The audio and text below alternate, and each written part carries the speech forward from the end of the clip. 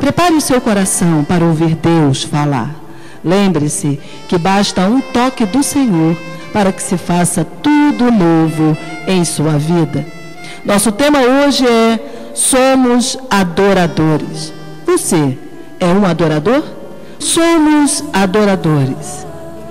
Quase todas as pessoas já admiraram muito algum artista, geralmente cantor ou ator, e não raro assistimos cenas de tietes emocionadas, exibindo as fotos dos seus ídolos com declarações apaixonadas do amor que nutrem por eles, num verdadeiro endeusamento daquela pessoa, projetando nela todos os anseios desesperados de alguém que precisa tão somente satisfazer uma necessidade inata do ser humano, que é adorar.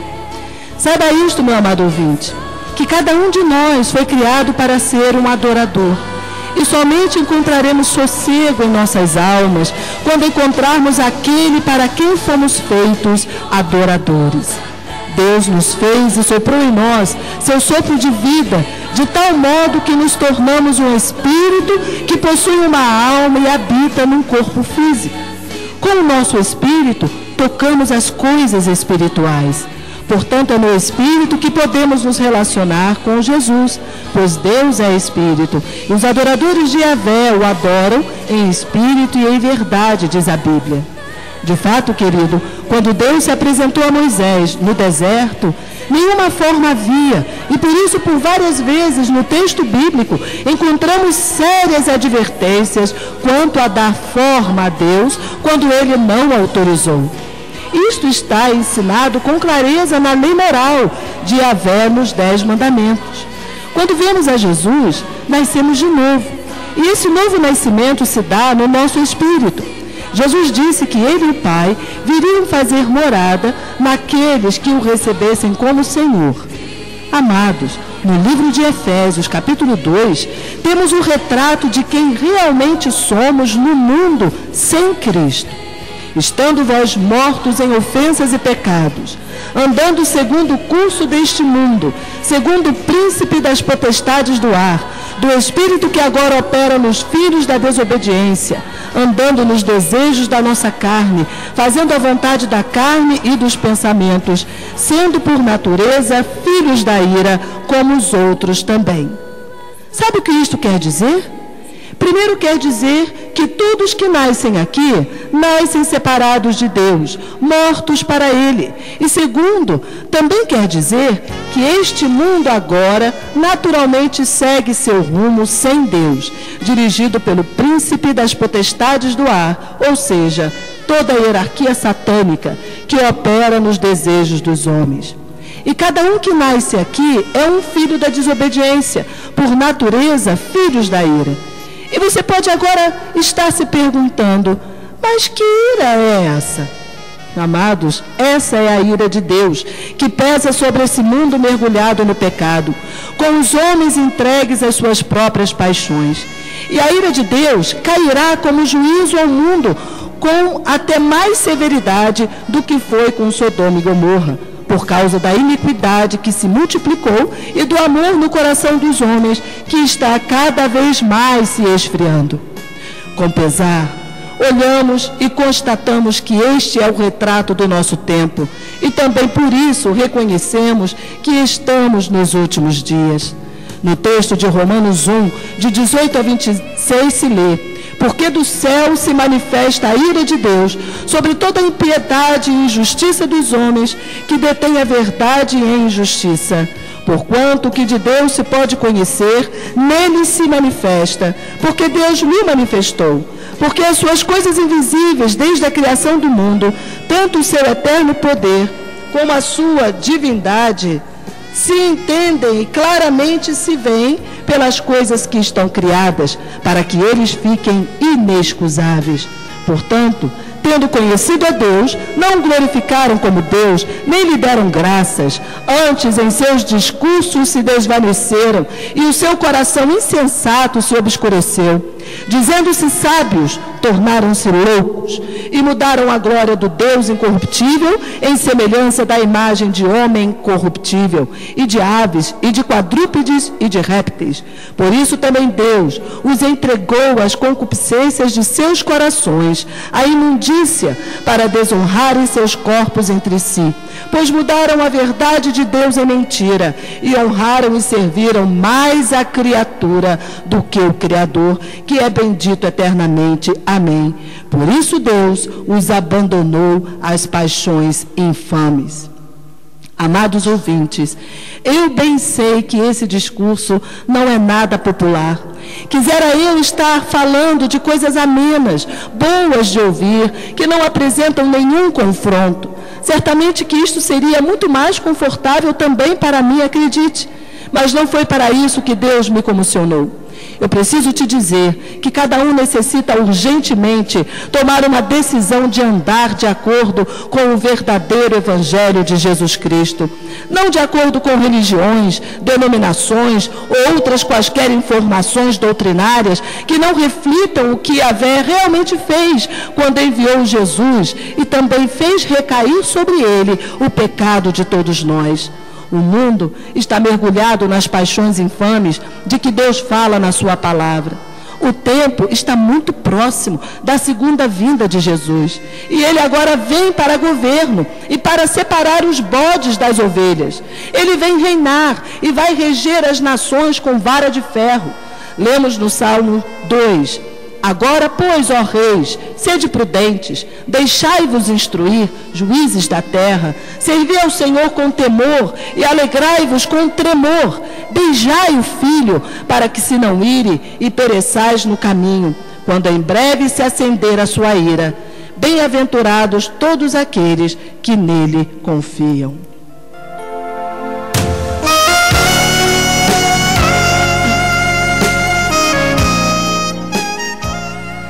Amado ouvinte, não é o caso de se alguém quiser crer. Até para crer, precisamos da graça e misericórdia do Senhor. Porque a fé para a salvação é dom de Deus, para aqueles que de boa mente ouvem a sua palavra e aplicam o coração ao seu ensino. Não somos competentes nem para arrependimento, porque é a benignidade de Deus que nos leva ao verdadeiro arrependimento, conforme está em Romanos 2,4.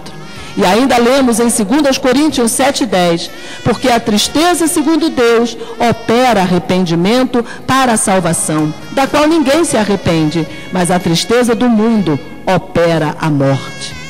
Oh, a minha oração e grande expectativa é de que Deus constranja você, que está me ouvindo agora, de tal forma que o leve ao verdadeiro arrependimento que opera a salvação. E que seus olhos espirituais se abram para conhecer o único a quem deve ser dirigida toda a nossa adoração, Jesus Cristo de Nazaré. Pois a qualquer outro nome que se possa nomear é ultrapassar os limites que o próprio Deus nos deu para cultuar. Atos 4:2 declara: e em nenhum outro há salvação, porque também debaixo do céu nenhum outro nome há dado entre os homens, pelo qual devamos ser salvos. Foi Jesus quem morreu por nós. Foi Ele quem tomou o nosso lugar, pagando o preço da transgressão. Foi Ele, e somente Ele, quem ressuscitou e compareceu diante do tribunal eterno, levando o seu sacrifício por nós. Foi Ele que foi visto depois de ressuscitado e o único que subiu aos céus diante dos olhos de todos os discípulos.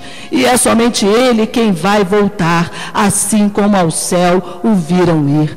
Mateus 24:27 diz: porque assim como o relâmpago sai do oriente e se mostra até o ocidente, assim será também a vinda do Filho do Homem. E ainda Apocalipse 1:7-8, eis que vem com as nuvens, e todo olho verá, até os mesmos que o traspassaram, e todas as tribos da terra se lamentarão sobre ele. Sim, amém.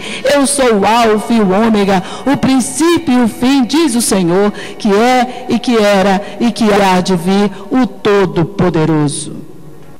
Queridos, em alguns momentos da história da igreja, do primeiro século, podemos ver a preocupação dos próprios discípulos de Jesus em rechaçar qualquer movimento de adoração a eles mesmos.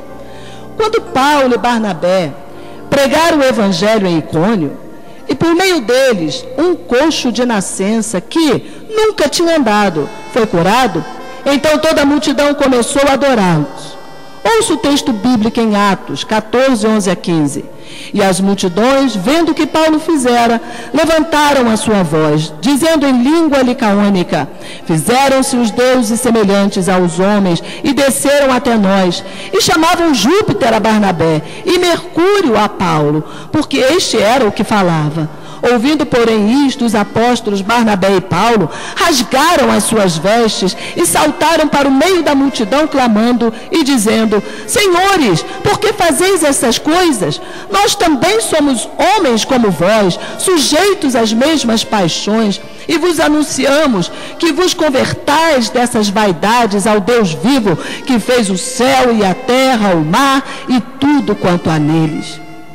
Ora, se aqueles que andaram com Jesus compreenderam que todo o poder que se operava através deles vinha do Senhor, e que o único que deveria ser cultuado e adorado era Jesus Cristo de Nazaré, pelo qual vinha todo o poder que operava aqueles sinais por meio deles, por qual razão alguém deveria devotar a sua vida e a adoração a algum outro nome que não o do Senhor Jesus Cristo de Nazaré?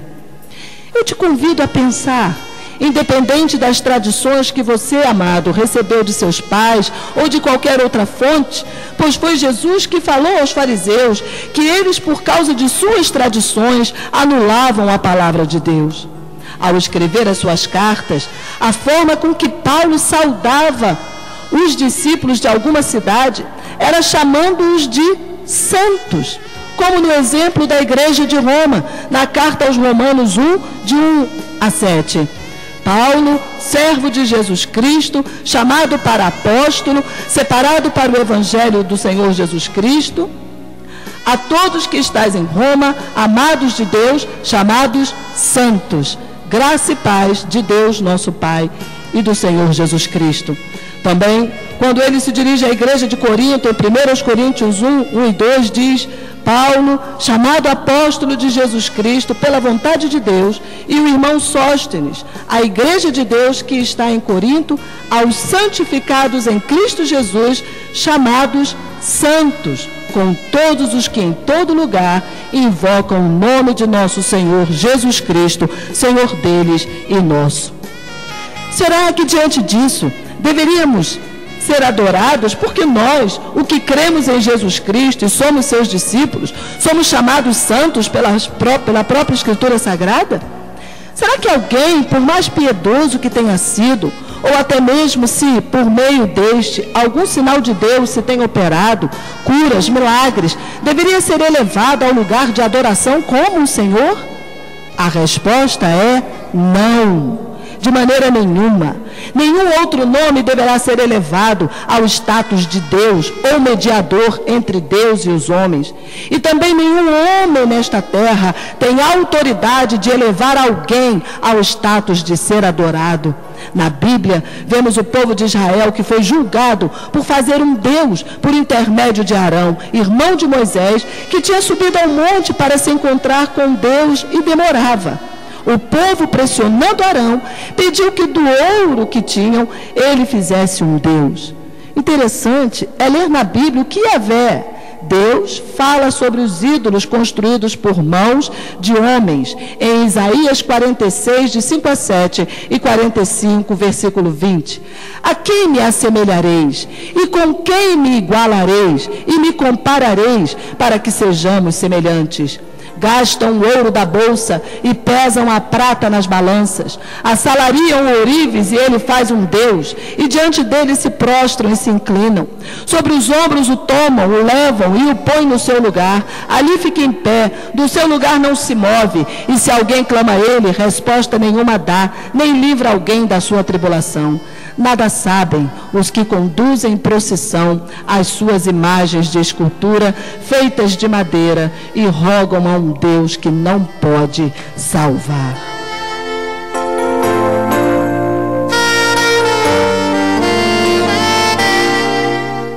Querido ouvinte, a adoração a Deus e a Jesus Cristo se dá no nosso espírito recriado. Desde o momento em que se nasce de novo, nossos olhos espirituais são abertos para contemplar a beleza de Jesus Cristo na sua santidade. Mas a adoração a qualquer outro nome, qualquer outro que se aprende a ver como Deus, ou alguém, qualquer pessoa na terra que se adora, se dá a nível de alma, com apegos sentimentais. Jesus, ao encontrar a mulher samaritana, falou sobre a adoração, dizendo em João 4:22, vós adorais o que não sabeis, nós adoramos o que sabemos, porque a salvação vem dos judeus.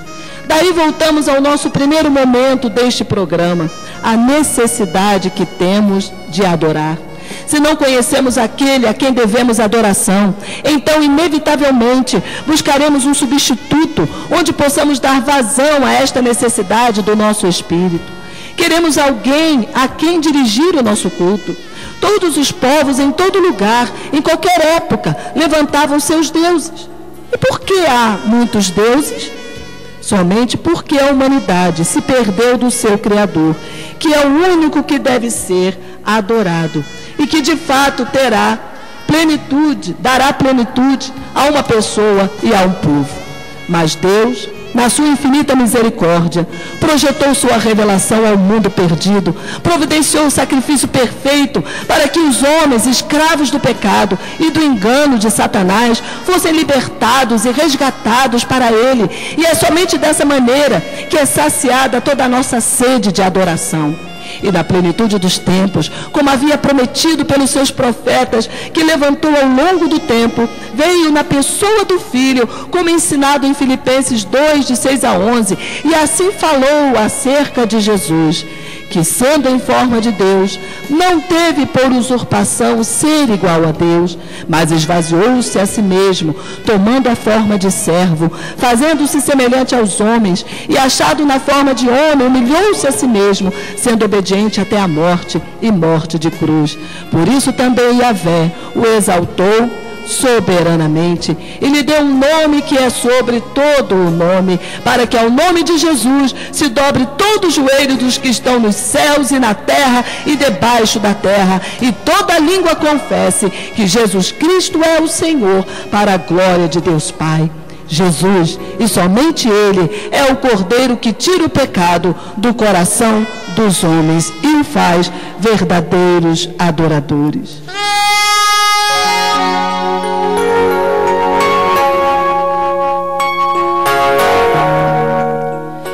Querido ouvinte, a única maneira de nos tornarmos verdadeiros adoradores de Jesus Cristo é nascendo de novo pela palavra de Deus, revelada em nosso coração pelo Espírito Santo. O milagre do novo nascimento acontece no Espírito. E como eu disse, este é o maior dos milagres, porque somente dessa maneira podemos entrar no reino de Deus. Jesus disse a Nicodemos, um fariseu, que foi encontrá-lo à noite com medo de ser visto: quem não nascer de novo não entrará no reino de Deus. Amados, na verdade, nem sequer vai ver o reino de Deus. E é por isso que cada um que está me ouvindo agora precisa ter certeza de seu novo nascimento, precisa abandonar todo falso Deus e se voltar para o verdadeiro Senhor dos Senhores, o Rei dos Reis, a resplandecente estrela da manhã, o maravilhoso conselheiro, Deus forte, Pai da eternidade, Príncipe da paz. Aleluia! Saiba, meu amado, que Deus não divide a sua glória com ninguém. E agora mesmo, todos que o buscarem de todo o coração vai encontrá-lo, porque é rico em perdoar. E neste tempo presente, que é tempo ainda da graça de Deus derramada ao mundo em Jesus, Ele vai te ouvir e curar de todo o pecado, de todo o engano, te dando a alegria da salvação. E antes de orarmos, quero terminar citando as palavras de Jesus sobre a promessa da sua segunda vinda em Apocalipse 22, de 12-17. E eis que cedo venho, e o meu galardão está comigo para dar a cada um segundo a sua obra. Eu sou o Alfa e o Ômega, o princípio e o fim, o primeiro e o derradeiro. Bem-aventurados aqueles que guardam os seus mandamentos, para que tenham direito à árvore da vida e possam entrar na cidade pelas portas. Ficarão de fora os cães e os feiticeiros, e os que se prostituem, os homicidas e os idólatras, e qualquer que ama e comete a mentira. Eu, Jesus, enviei o meu anjo para vos testificar estas coisas nas igrejas. Eu sou a raiz e a geração de Davi, a resplandecente estrela da manhã. E o Espírito e a esposa dizem, vem. E quem ouve, diga, vem. E quem tem sede, venha. E quem quiser, tome de graça da água da vida. Aleluia.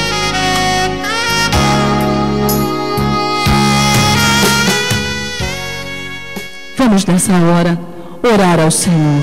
Feche os seus olhos, concentre-se, porque Ele está te ouvindo. Bendito Deus, oramos por cada um que está nos ouvindo agora, para que seja saciado pela Tua palavra e experimente a alegria da Tua presença. Que sejam verdadeiros adoradores Teus e desfrutem de todo o benefício disponível àqueles que Te amam e Te buscam. Derrama uma unção que quebre todo o jugo da enfermidade, angústia e dor. Que o Espírito de Deus console os corações que hoje estão sofrendo a dor da perda, da traição e do abandono. Querido Senhor, faça com que saibam que os Teus braços estão abertos para receber aquele que a Ti quer se entregar por inteiro. Que o Senhor pode e quer transformar toda a tristeza em verdadeira alegria no Espírito Santo. Que o Teu amor inunde esses corações e sejam confortados com a promessa da Tua vinda. Obrigado, Senhor. Tu és aquele a quem adoramos na beleza da Tua santidade. Ora vem, Senhor Jesus. Amém e amém. Que Yahvé te abençoe e te guarde.